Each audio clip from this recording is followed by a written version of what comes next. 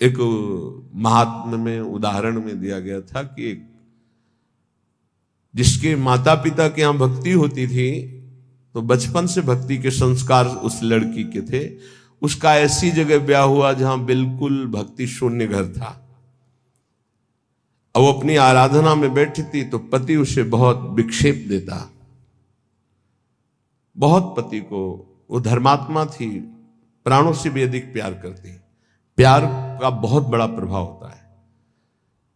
बहुत दिनों के बाद उसने कहा कि मैं हार गया, तुम्हारा विरोध करते करते तुम जीत गए, आज से मैं वही करूंगा जो तुम कहोगे। बोले हमारे गुरुजी आते हैं, उनसे दीक्षा ले लो, जितना गुरुदेव कहें उतना भजन करो, यही मेरी इच्छा है। मेरी आज तक मैंने कोई आपसे इच्छा प्रकट नहीं की, आप विरोध करते रहे, मैं सहती रही। तो दीक्षा देने के लिए पार्श्व में अगर कोई पावन नदी होती है तो कहा जाता है जाओ यमुना स्नान कराओ, गंगा स्नान कराओ। तो अपना धोती लोटा लेकर के गंगा स्नान के लिए जा रहे थे तो दो चार मित्र मिले, कहाँ जा रहे हो? बोले हो पत्नी ने कहा है दीक्षा लेना। अरे कहाँ तुम फंस रहे हो, वो ज्यादा बताएंगे कि ये प्याज लहसुन नहीं खाना, ये नहीं करना। अरे वो वापस आ गया, बोले नहीं लेंगे दीक्षा।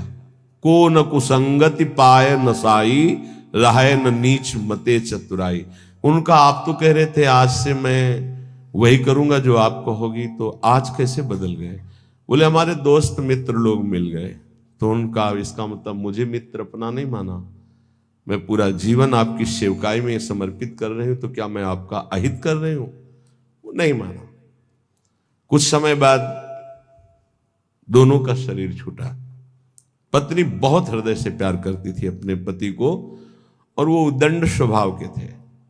वो राजा की राजकुमारी हुई और वो राजा के यहां नवीन शावक हाथी के बच्चे के रूप में प्रकट हुए।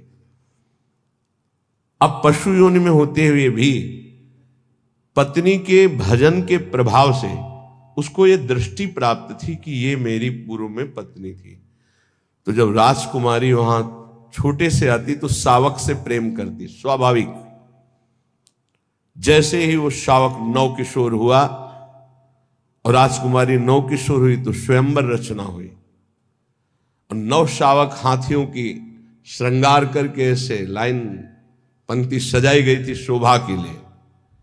तो जो राजकुमारी नजदीक से घुटने टेक दिए और आंसू बहाते हुए नजदीक गई, ऐसे कहा था कि गुरुदेव से दीक्षा ले लो, आपने नहीं माना। आपके कारण मेरी सदगति रुकी है, मैं आपसे प्यार करती हूं, आपको लेके जाऊंगी, इसलिए मेरा पुनर्जन्म हुआ है राजकुमारी के रूप में।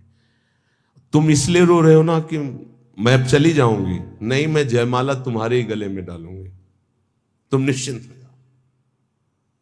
जब स्वयंवर का तो जयमाला लिया और सिन्नौ सावक, अरे बोले राजकुमारी पागल है।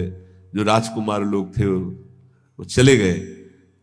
राजकुमारी ने फिर एकांत में जाकर अब भी हमारे पति हो, दीक्षा लोगे? तो कहा अब गुरु मैं बनूंगी आपकी, अब मैं उपदेश करती हूं। कान में नाम दिया, मंत्र दिया, उसके प्रभाव से उसका शरीर छूटा और वो भगवत प्राप्त हुई और वो भी भगवत प्राप्त हुई।